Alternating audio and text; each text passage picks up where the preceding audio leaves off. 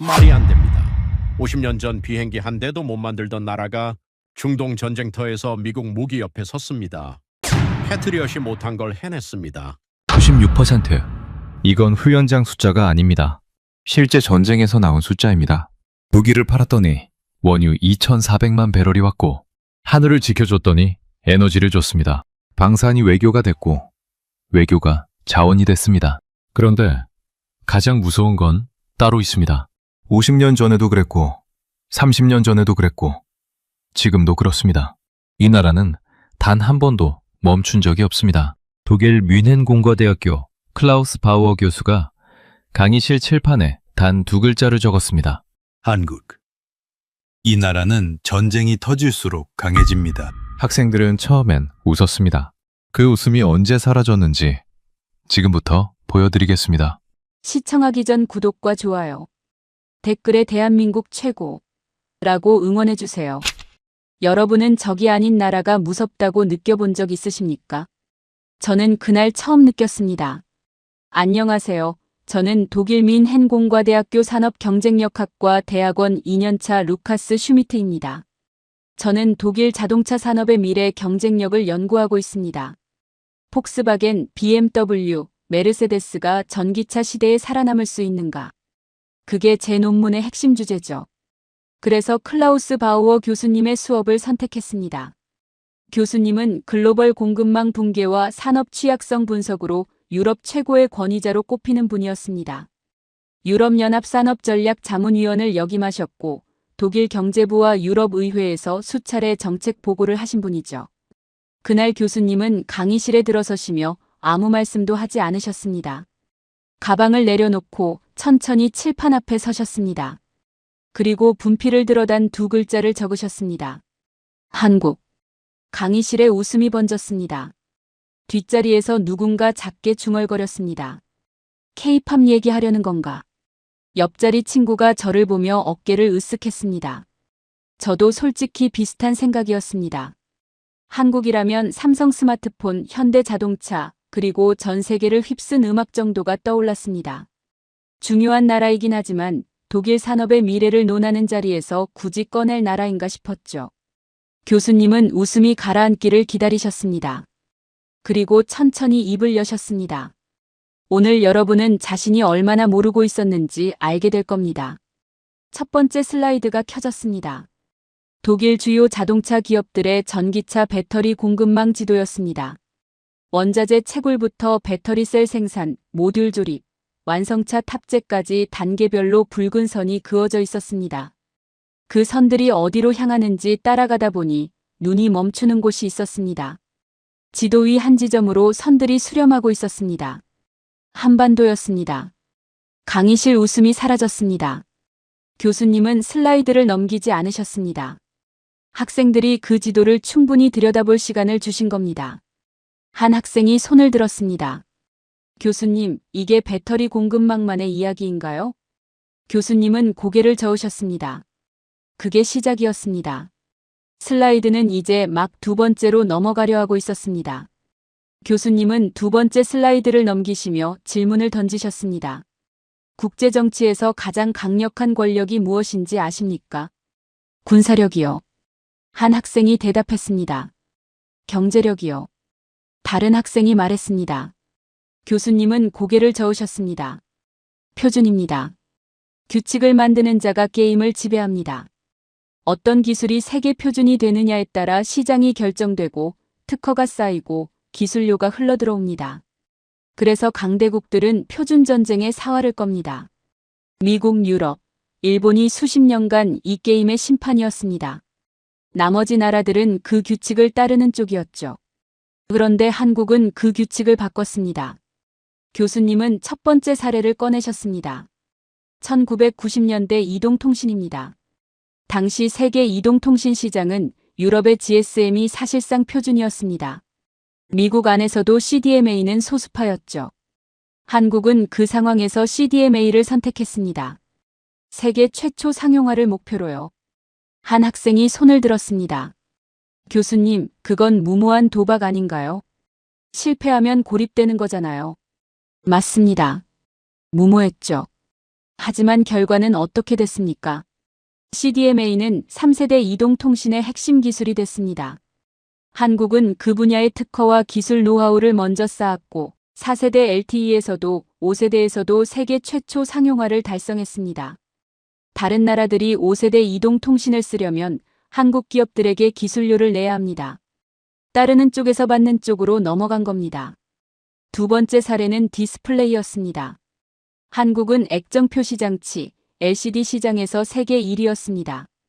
그런데 중국이 막대한 자금을 투입하며 추격해오기 시작했습니다.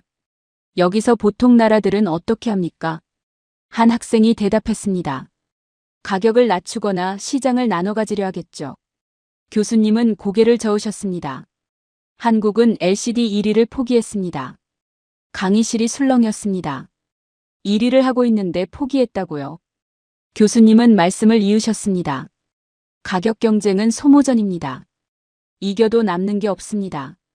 한국은 그 전장을 버리고 유기발광 다이오드, OLED로 넘어갔습니다. 지금 전 세계 스마트폰 프리미엄 화면의 대부분이 한국산 OLED입니다.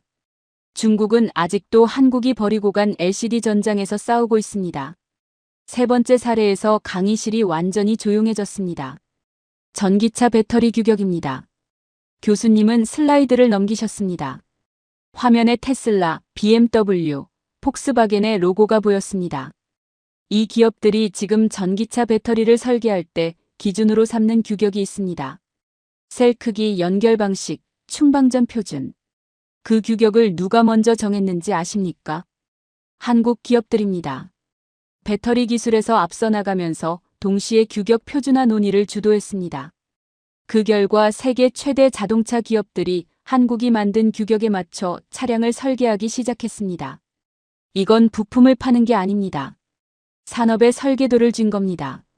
한 학생이 반박했습니다. 교수님, 중국이 무섭게 따라오고 있지 않습니까? 결국 따라잡히는 거 아닌가요? 교수님은 잠시 멈추셨습니다. 한국의 특이한 점이 바로 그겁니다. 따라잡히기 전에 다음 판으로 넘어갑니다. 리튬이온 배터리에서 앞서 나갔을 때 이미 전고체 배터리를 준비하고 있었습니다. 경쟁자들이 현재 기술을 따라잡으려 달려오면 한국은 이미 다음 산을 오르고 있습니다. 강의실 뒷자리에서 처음엔 웃음 지었던 그 학생이 이제 펜을 들고 무언가를 받아 적고 있었습니다. 교수님은 천천히 말씀하셨습니다. 표준을 따르는 나라와 표준을 만드는 나라. 이 두 나라의 차이는 단순한 기술력이 아닙니다. 어떤 선택을 반복했느냐의 차이입니다. 그리고 한국은 매번 더 어려운 쪽을 선택했습니다. 교수님은 세 번째 슬라이드를 넘기시기 전에 잠깐 멈추셨습니다. 그리고 강의실을 천천히 둘러보셨습니다. 여러분, 초크 포인트라는 말을 아십니까? 지리학에서 쓰는 개념이죠. 지나가야만 하는 좁은 통로. 호르무즈 해협, 수에즈 운하 같은 곳입니다. 이런 곳을 장악하면 세계 무역을 통제할 수 있습니다. 그런데 21세기에는 새로운 형태의 초크 포인트가 생겼습니다. 바로 공급망 초크 포인트입니다. 특정 부품이나 소재 없이는 제품을 만들 수 없고 그것을 소수의 국가만 생산할 수 있다면 그 국가는 공급망의 심장이 됩니다. 함부로 건드릴 수 없는 나라가 되는 거죠. 슬라이드가 넘어갔습니다. 화면에 숫자 하나가 크게 떠올랐습니다. 전 세계 고대 역폭 메모리 생산량 중 한국의 점유율이었습니다. 한 학생이 손을 들었습니다. 교수님, 고대 역폭 메모리가 뭔가요? 교수님은 설명하셨습니다. 인공지능을 구동하는 데 쓰이는 핵심 반도체입니다. HBM이라고 부르죠. 챗GPT, 이미지 생성 인공지능, 자율주행 시스템. 여러분이 매일 사용하는 인공지능 서비스들이 이 메모리 없이는 작동하지 않습니다. 그리고 그 메모리의 대부분을 한국이 만들고 있습니다. 다른 학생이 반박했습니다. 교수님, 메모리 반도체는 미국 기업들도 만들지 않습니까? 교수님은 고개를 끄덕이셨습니다. 맞습니다. 하지만 고대 역폭 메모리, HBM은 다릅니다. 미국의 엔비디아가 인공지능 반도체를 만들어도 그 안에 들어가는 HBM은 한국에서 옵니다. 미국이 인공지능 산업을 이끌고 있지만 그 엔진에 들어가는 핵심 부품은 한국이 쥐고 있는 겁니다. 강의실이 조용해졌습니다. 교수님은 두 번째 사례를 꺼내셨습니다. 조선업입니다. 한국은 세계 액화천연가스 운반선 시장을 사실상 독점하고 있습니다. 액화천연가스, LNG는 에너지 전환 시대의 핵심 연료입니다. 석탄과 석유에서 벗어나려는 유럽이 가장 필요로 하는 에너지원이죠. 그런데 LNG를 운반하려면 특수 선박이 필요합니다. 영하 163도의 극저온에서 액화가스를 안전하게 운반해야 하는 배입니다. 한 학생이 질문했습니다. 중국도 조선업 강국 아닌가요? 맞습니다. 물량에서는 중국이 한국을 앞섭니다. 하지만 LNG 운반선은 다릅니다. 화물창 시스템, 단열 기술, 재액화 설비. 수십 년간 축적한 정밀 기술이 없으면 만들 수 없는 배입니다. 독일이 러시아 가스관을 끊고 LNG로 전환하겠다고 결정한 순간 그 결정을 실행에 옮기는 데 필요한 배는 한국에서 와야 했습니다. 한 학생이 천천히 말했습니다. 그러니까 독일의 에너지 전환이 한국 없이는 불가능하다는 건가요? 교수님은 잠시 창밖을 바라보셨다가 말씀하셨습니다. 적어도 지금은 그렇습니다. 세 번째 사례는 원자력 발전이었습니다. 한국은 1970년대에 원전 기술이 전혀 없었습니다. 미국과 프랑스에서 기술을 들여와 첫 번째 원전을 지었습니다. 설계도도 외국 것이었고 핵심 부품도 수입해야 했습니다. 그런데 한국은 기술을 받아 쓰는데 그치지 않았습니다. 분해하고 분석하고 개량했습니다. 왜 이렇게 작동하는지 이해하려 했습니다. 그리고 결국 독자 원전 모델을 개발했습니다. 2009년입니다. 한국은 아랍에미리트 원전 수주 경쟁에서 프랑스, 미국, 일본을 모두 제치고 수주에 성공했습니다. 계약 규모는 약 20조 원. 기술을 배운 나라가 기술을 가르쳐준 나라들을 이긴 겁니다. 한 학생이 놀라며 물었습니다. 기술을 배운 나라가 기술을 판 나라를 이겼다고요. 교수님은 고개를 끄덕이셨습니다. 그리고 그 UAE에 지금 한국의 천공투가 배치돼 있습니다. 원전을 짓고 하늘까지 지키는 나라가 됐습니다. 네 번째 사례에서 강의실이 다시 한번 조용해졌습니다. 우주입니다. 독자적으로 우주 발사체를 운용할 수 있는 나라는 10손가락 안에 꼽힙니다. 미국, 러시아, 중국, 유럽연합, 일본, 인도 정도입니다. 한국은 2022년 순수 국내 기술로 개발한 발사체 누리호 발사에 성공했습니다. 두 번의 실패 끝에 얻은 성공이었습니다. 그리고 달 궤도 탐사선 다누리도 발사했습니다. 50년 전 로켓 기술이 전무했던 나라가 달에 탐사선을 보내는 나라가 됐습니다. 한 학생이 질문했습니다. 교수님, 위성 발사를 다른 나라에 맡기면 안 되나요? 왜 굳이 독자 기술로 개발해야 하나요? 교수님은 천천히 말씀하셨습니다. 위성은 눈입니다. 군사정찰, 통신, 기상관측 모두 위성에 의존합니다. 다른 나라 발사체를 빌리면 그 나라의 허락이 필요합니다. 원할 때 원하는 위성을 쏘지 못합니다. 한국은 의존을 거부했습니다. 두 번 실패하고도 세 번째에 다시 도전했습니다. 그리고 성공했습니다. 저는 그 대목에서 노트 쓰는 것을 멈췄습니다. 반도체, 조선, 원전, 우주. 슬라이드가 넘어갈 때마다 한국이 장악한 영역이 하나씩 더해지고 있었습니다.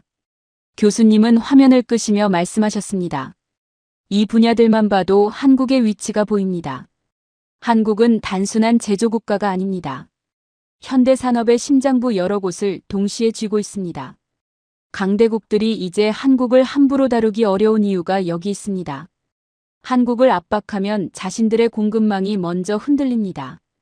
그때 조용하던 강의실에서 한 학생이 조심스럽게 입을 열었습니다. 교수님, 그럼 독일도 이미 포위된 건 아닌가요? 교수님은 천천히 고개를 끄덕이셨습니다. 그리고 한마디를 덧붙이셨습니다. 포위된 줄 몰랐다는 게 더 정확한 표현이겠죠. 교수님은 잠시 강의 흐름을 멈추셨습니다. 그리고 노트북을 열어 무언가를 검색하셨습니다. 화면에 날짜 하나가 떠올랐습니다. 2026년 2월 28일. 불과 몇 주 전 일이었습니다. 저는 그날 밤을 기억합니다. 기숙사방에서 늦게까지 논문을 쓰다가 휴대폰 알림이 울렸습니다. 이란이 UAE를 공격했다는 속보였습니다.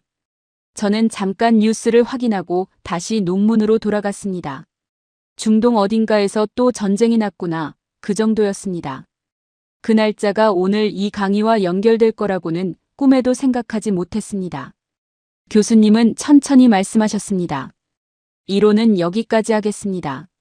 지금부터는 현실입니다. 그날 밤 이란은 아랍에미리트를 향해 공격을 감행했습니다. 탄도미사일 174발이 중동의 밤하늘을 가로질렀습니다. 자폭 드론 689대가 그 뒤를 따랐습니다. 순항미사일 8발까지 포함된 복합 공격이었습니다. 이란이 보유한 거의 모든 공격 수단을 한꺼번에 퍼부은 겁니다. 목표는 아랍에미리트 내 미군 기지와 주요 시설이었습니다. 한 학생이 나직하게 말했습니다. 저 그날 뉴스 봤는데 대부분 막았다고 했잖아요. 교수님은 고개를 끄덕이셨습니다. 맞습니다. 막았습니다. 문제는 누가 막았느냐입니다. 화면에 UAE의 방공체계 구성도가 떴습니다. 교수님은 하나씩 짚어가셨습니다. 가장 높은 고도에서는 미국의 사드, 영어로 THAAD라고 부르는 고고도 미사일 방어 체계가 작동했습니다. 사드는 탄도미사일이 대기권 밖에서 낙하하는 단계를 요격하는 체계입니다. 중간 고도에서는 미국의 패트리엇 팩3가 담당했습니다. 냉전 시대부터 이어진 미국 방공망의 핵심 무기죠. 그리고 적어도 도심 방어를 담당한 무기가 있었습니다. 교수님은 말씀을 잠시 멈추셨습니다. 한국의 천궁투였습니다. 저는 그 순간 뭔가 이상하다고 느꼈습니다. 미국 무기 2개 사이에 한국 무기가 끼어 있었습니다. 그것도 도심 방어라는 실패하면 민간인 피해가 직결되는 가장 예민한 구역을 맡고 있었습니다. 뉴스에서 그 장면을 봤을 때 저는 무심코 넘겼었습니다. 교수님 강의를 듣기 전까지는요. 천궁. 하늘의 궁전이라는 뜻입니다. 한국이 독자 기술로 개발한 중거리 지대공 유도 무기 체계입니다. 2022년 아랍에미리트에 처음 수출됐습니다. 계약 규모는 약 4조 원. 당시 한국 단일 유도 무기 수출 사상 최대 규모였습니다. 한 학생이 손을 들었습니다. 교수님, UAE가 왜 미국 무기 대신 한국 무기를 선택했나요? 교수님은 잠깐 미소를 지으셨습니다. 가격입니다. 천궁2 요격 미사일 한 발의 가격은 약 110만 달러, 우리 돈으로 약 16억 원입니다. 패트리엇 팩3 미사일 한 발은 약 400만 달러에 달합니다. 성능은 비슷한데 가격은 3분의 1 수준이죠. 납품 기간도 패트리엇보다 짧습니다. 다른 학생이 반박했습니다. 교수님, 하지만 실전에서 검증이 안 된 무기 아닌가요? 쏴도 못 막으면 의미 없잖아요. 교수님은 고개를 끄덕이셨습니다. 맞습니다. 2월 28일 이전까지는 그 물음표가 남아 있었습니다. 저는 조용히 그날 밤을 다시 떠올렸습니다. 기숙사에서 알림을 보고 무심코 넘겼던 그 순간. 그때 UAE 하늘 어딘가에서 한국의 무기가 처음으로 실전에 투입되고 있었습니다. 저는 논문을 쓰고 있었고요. 교수님은 말씀을 이으셨습니다. 그날 밤 그 물음표가 사라졌습니다. 탄도미사일 174발이 날아오는 극한의 전장에서 복합 공격이 동시다발로 쏟아지는 혼돈 속에서 천궁2는 처음으로 실전에 투입됐습니다. 2개 포대, 요격 미사일 60여 발. 교수님은 다음 슬라이드를 넘기셨습니다. 화면에 숫자 하나가 나타났습니다. 강의실이 완전히 멈췄습니다. 그 숫자가 무엇을 의미하는지는 다음 장에서 말씀드리겠습니다. 96. 교수님은 그 숫자를 화면에 띄워두신 채 아무 말씀도 하지 않으셨습니다. 강의실도 조용했습니다. 숫자가 무엇을 의미하는지 이미 느끼고 있었기 때문입니다. 천궁2의 실전 요격 명중률이었습니다. %입니다. 저는 그 숫자를 보면서 이상한 기분이 들었습니다. 부끄러움 같은 것이었습니다. 독일은 세계 최고의 공학 기술을 가진 나라라고 배웠습니다. 폭스바겐, BMW, 지멘스. 정밀 기계 강국입니다. 그런데 지금 중동 하늘을 맡고 있는 건 독일 무기가 아니었습니다. 우리가 K-팝 나라 정도로 여겼던 한국의 무기였습니다. 그 숫자가 화면에 떠 있는 동안 저는 노트에 아무것도 쓰지 못했습니다. 이란의 탄도미사일과 드론, 순항미사일이 뒤섞인 복합 공격 속에서 천궁2. 2개 포대가 발사한 요격미사일 60여 발 가운데 96%가 표적을 정확히 타격했습니다. 순항미사일만 따로 보면 8발 전략 요격의 성공의 명중률 100%를 기록했습니다. 한 학생이 조심스럽게 물었습니다. 교수님, 그게 그렇게 대단한 수치인가요? 96%면 4%는 놓친 거 아닌가요? 교수님은 천천히 고개를 드셨습니다.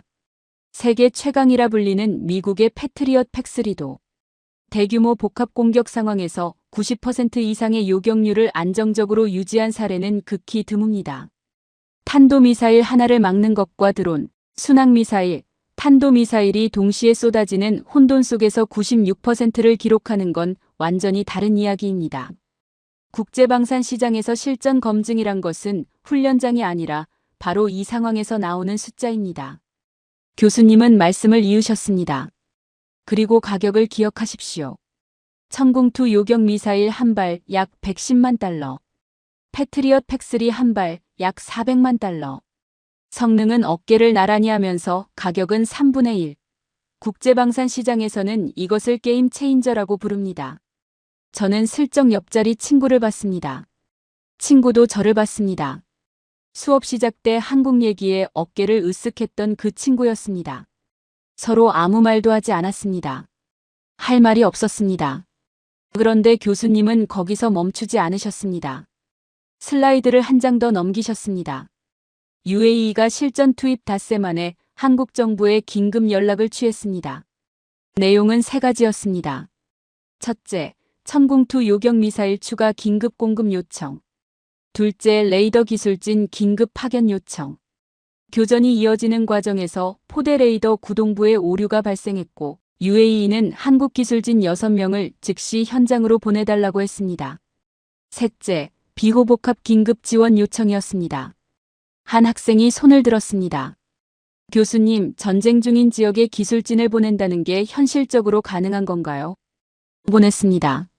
한화시스템 기술진 6명이 아부다비로 출국했습니다.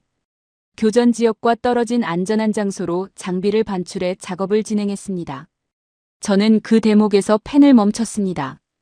전쟁이 벌어지는 나라에 자국 기술진을 직접 보내 무기를 수리해주는 나라. 저는 독일 방산 기업들을 떠올려 봤습니다. 전쟁 중인 현장에 엔지니어를 보내는 독일 기업이 몇이나 될까? 그리고 그 엔지니어를 기다리는 나라가 있기는 한가? 대답이 선뜻 나오지 않았습니다. 또 다른 학생이 물었습니다.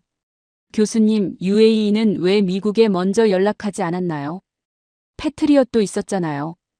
교수님은 잠시 생각하시더니 말씀하셨습니다. 미국은 이미 자국 방산 물량 소화에 손이 부족한 상황이었습니다. 우크라이나, 이스라엘, 중동 각국, 패트리엇 미사일 재고가 빠듯하게 돌아가고 있었죠. 반면 한국은 납품 기간이 짧고 가격이 낮으며 실전에서 96%를 방금 증명한 나라였습니다. 선택은 명확했습니다. 교수님은 화면을 끄셨습니다. 그리고 강의실을 바라보시며 말씀하셨습니다. 국제방산 시장에서 무기를 팔려면 2가지가 필요합니다. 하나는 성능 데이터, 하나는 실전 검증. 천궁2는 2월 28일 단 하룻밤에 그 2가지를 동시에 얻었습니다. 어떤 마케팅도 어떤 전시회도 이 하룻밤을 대신할 수 없습니다. 잠시 침묵이 흘렀습니다. 저는 그때서야 노트에 무언가를 적었습니다. 숫자도 아니었고 교수님 말씀도 아니었습니다. 짧은 문장 하나였습니다. 우리는 왜 이 자리에 없는가? 뒷자리 학생이 작게 말했습니다. 말도 안 된다. 교수님은 그 말을 들으셨는지 살짝 고개를 끄덕이셨습니다.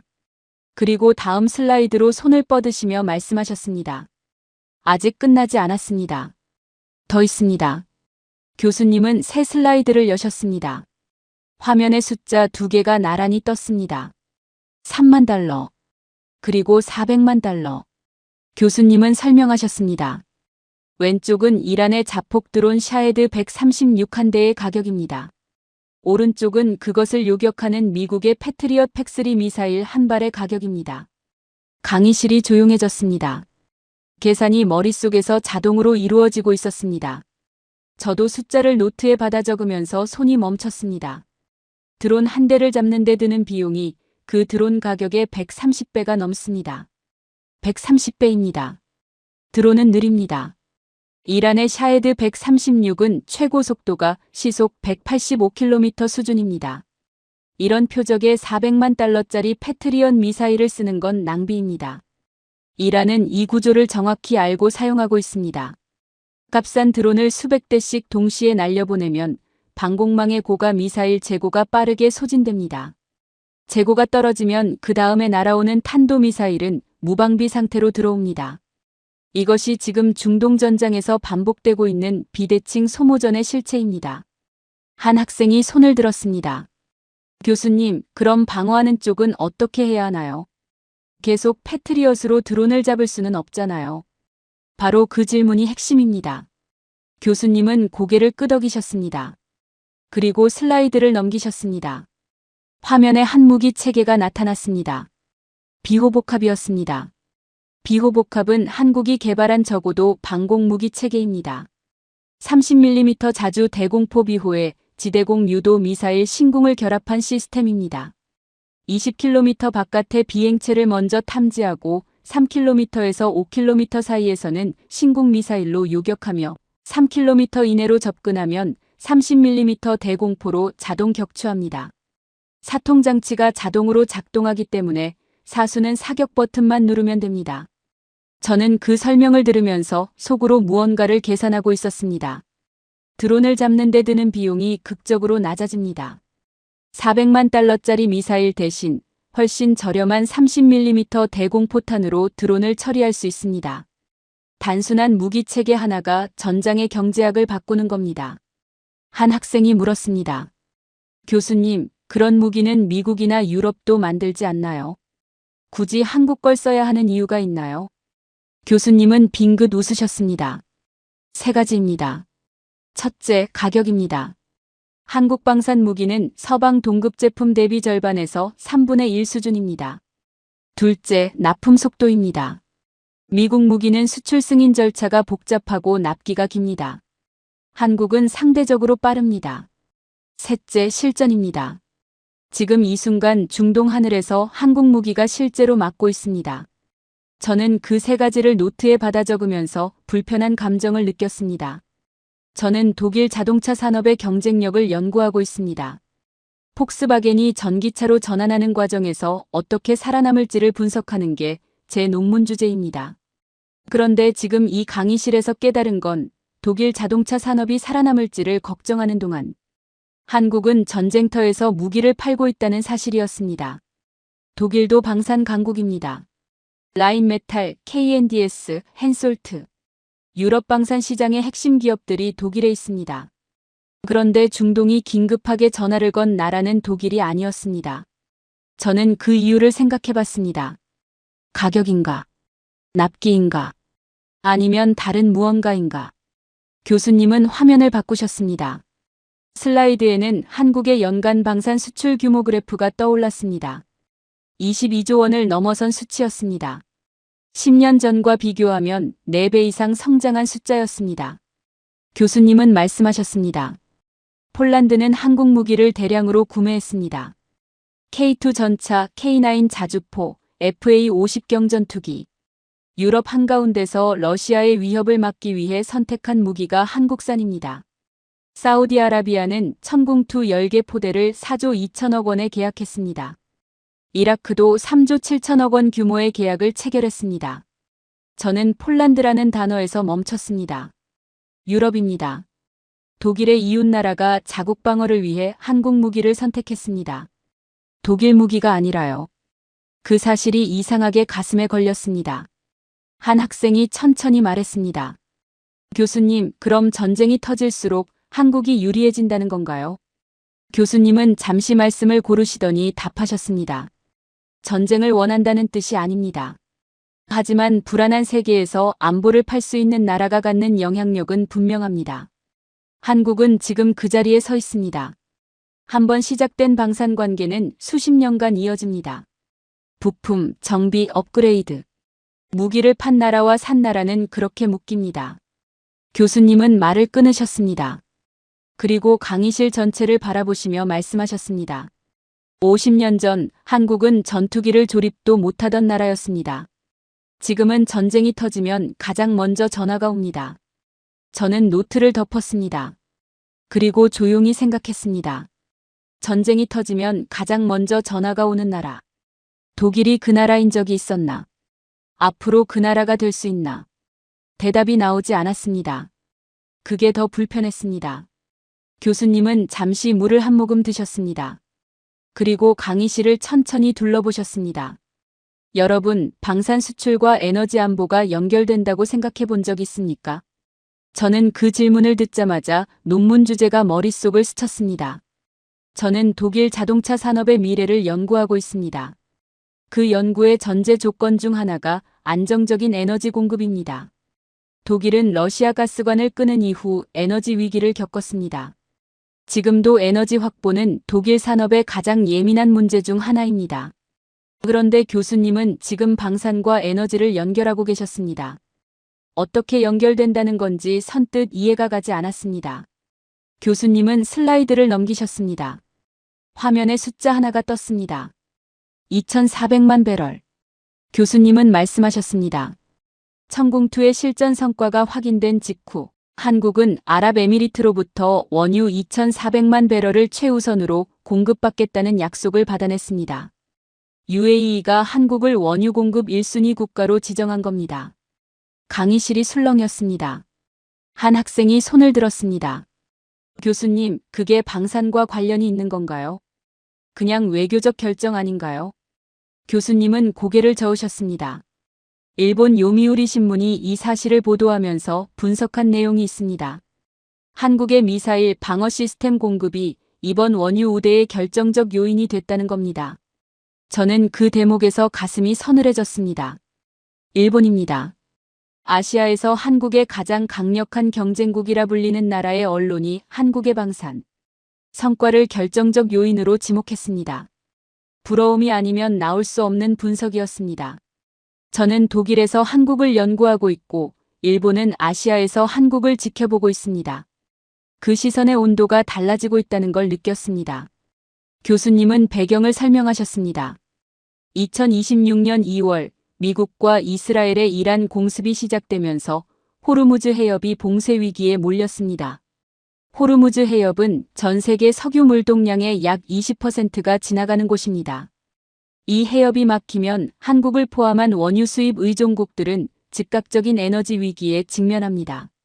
한국은 석유 소비량의 대부분을 중동에서 들여오고 있습니다. 에너지 위기는 곧 산업 위기입니다. 저는 그 설명을 들으며 독일을 떠올렸습니다. 독일도 마찬가지입니다. 러시아 가스관이 끊긴 이후 우리는 대한에너지를 찾아 세계를 뒤졌습니다. 카타르와 협상했고 미국 LNG를 사오는데 합의했습니다. 그 LNG를 실어 나르는 배가 한국에서 만들어진다는 이야기를 챕터 3에서 들었을 때 이미 한 번 충격을 받았는데 이제는 그 에너지를 안정적으로 확보하는 방법마저 한국이 먼저 찾아내고 있었습니다.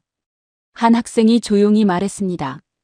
그러니까 무기를 팔아서 에너지를 확보했다는 건가요? 정확히 그렇습니다. 교수님은 고개를 끄덕이셨습니다. UAE 입장에서 생각해 보십시오.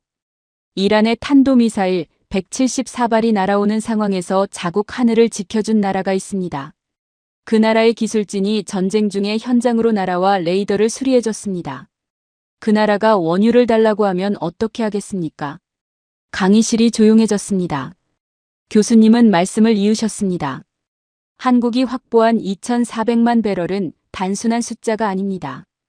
양국은 원유 공급망 협력을 위한 양해각서를 체결했고 추가 물량도 언제든 긴급 구매할 수 있는 직통 채널도 구축했습니다.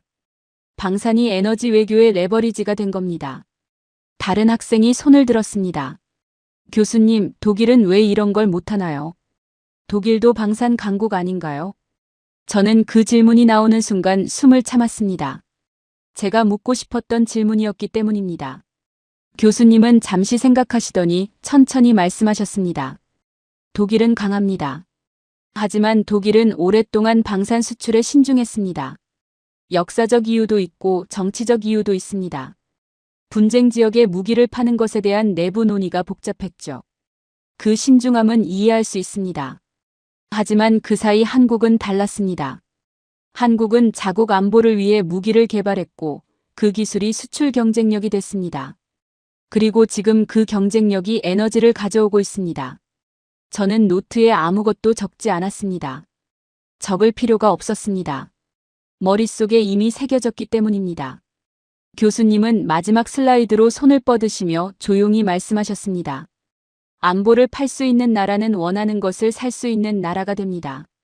에너지를, 식량을, 기술 협력을. 한국은 지금 그 나라가 돼가고 있습니다.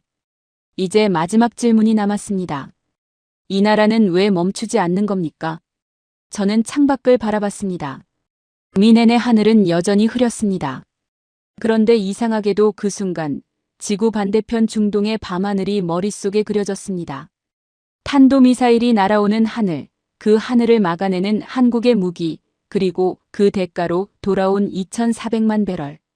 수업 첫날 저는 한국을 K-팝 나라라고 생각했습니다. 지금 저는 그 나라가 무기로 하늘을 팔고 하늘을 판 대가로 에너지를 사오는 나라라는 걸 알고 있습니다. 무기가 외교가 되고 외교가 에너지가 되는 세상. 그 세상의 한가운데 한국이 있었습니다.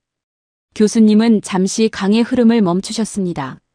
그리고 처음으로 자리에 앉으셨습니다. 강의 내내 서 계셨던 교수님이 앉으시는 순간 강의실 분위기가 달라졌습니다. 뭔가 다른 이야기가 나올 것 같았습니다. 교수님은 천천히 말씀을 시작하셨습니다. 저는 산업 경쟁력을 30년 가까이 연구해 왔습니다. 수십 개 나라의 산업 구조를 분석했고 어떤 나라가 올라가고 어떤 나라가 멈추는지 지켜봤습니다. 대부분의 나라는 비슷한 지점에서 멈춥니다. 위기가 오면 포기하고 압박이 오면 굴복하고 더 쉬운 길이 보이면 방향을 틉니다. 교수님은 슬라이드를 넘기셨습니다. 화면에 세 나라가 나란히 나타났습니다. 브라질, 멕시코, 말레이시아였습니다. 교수님은 첫 번째 나라부터 짚어가셨습니다. 브라질입니다. 1970년대 브라질은 야심이 넘쳤습니다.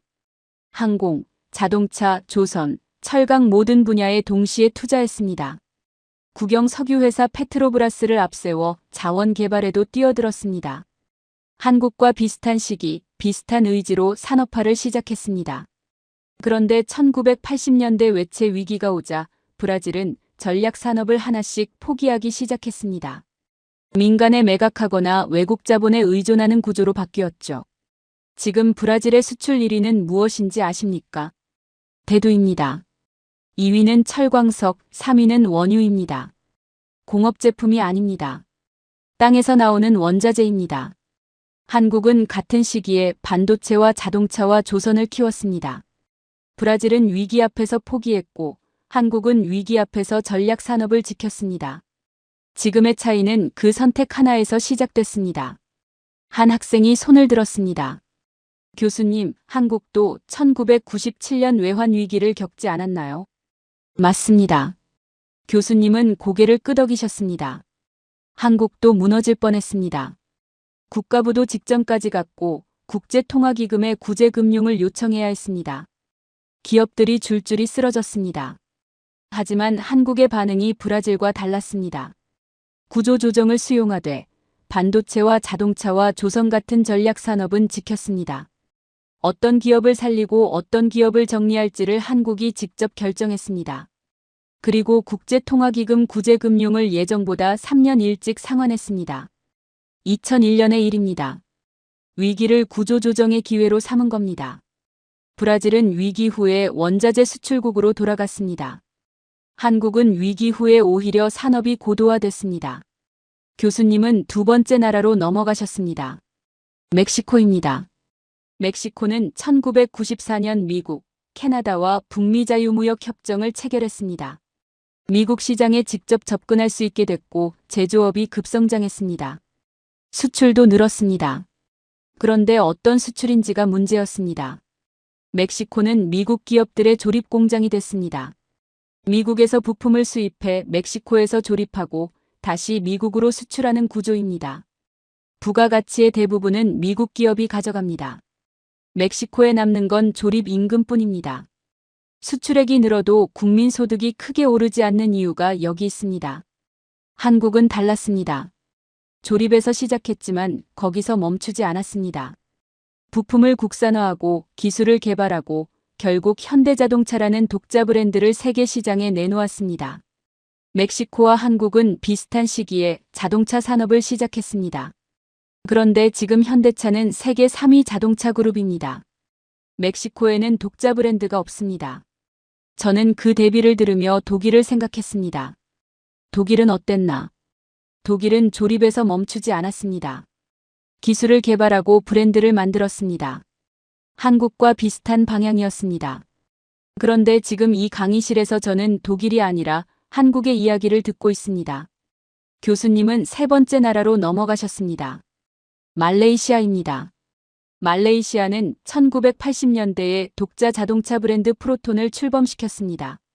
한국처럼 독자 브랜드를 키우겠다는 의지였습니다. 초기에는 내수 시장에서 선전했습니다. 하지만 세계 시장에서는 경쟁력을 갖추지 못했습니다. 그리고 결정적인 순간에 방향을 틀었습니다. 프로톤에 대한 투자를 줄였고 결국 중국 지리자동차에 지분을 넘겼습니다. 독자 브랜드 육성을 포기한 겁니다. 한국은 현대자동차에 대한 투자를 멈추지 않았습니다. 1990년대의 품질 문제로 미국 시장에서 조롱받았을 때도 2000년대 초반 경쟁이 치열해졌을 때도 계속 밀어붙였습니다. 지금 현대차가 세계 시장에 서 있는 이유입니다. 교수님은 학생들을 바라보셨습니다. 브라질, 멕시코, 말레이시아. 이 세 나라의 공통점이 뭔지 아십니까? 한 학생이 대답했습니다. 중간에 멈췄습니다. 정확합니다. 위기가 오거나 압박이 오거나 더 쉬운 길이 보이면 방향을 틀었습니다. 한국은 멈추지 않았습니다. 위기가 와도 압박이 와도 더 쉬운 길이 보여도 계속 갔습니다. 교수님은 일어서셨습니다. 그리고 천천히 칠판으로 걸어가셨습니다. 분필을 드시더니 처음 수업을 시작할 때 적으셨던 그 두 글자 아래에 한 문장을 덧붙이셨습니다. 이 나라는 전쟁이 터질수록 강해집니다. 그리고 돌아서시며 말씀하셨습니다. 무서운 건 한국이 강하다는 게 아닙니다. 한국이 우리를 무서워한 적이 단 한 번도 없다는 겁니다. 50년 전 폐허에서 출발해 IMF 앞에서도 멈추지 않았고 일본의 압박에도 굴복하지 않았고 2번 실패한 로켓을 세 번째에 쏘아 올렸습니다. 그리고 지금 중동 하늘을 지키고 있습니다. 아직 끝나지 않았습니다. 교수님은 가방을 드셨습니다. 강의가 끝났습니다. 그런데 아무도 일어나지 않았습니다. 학생들은 자리에 앉은 채 칠판을 바라보고 있었습니다. 처음 수업 시작 때 피식 웃었던 그 학생도 어깨를 으쓱했던 제 옆자리. 친구도 조용히 노트를 들여다보고 있었습니다. 저는 그날 강의실을 나서며 한 가지만 생각했습니다. 적이 아닌 나라가 무섭다고 느껴본 적 있냐고 수업 첫날 스스로에게 물었었습니다. 이제 그 답을 알 것 같습니다. 무서운 건 적이 아닙니다. 멈추지 않는 나라입니다. 대한민국 이야기였습니다. 끝까지 시청해 주셔서 감사합니다.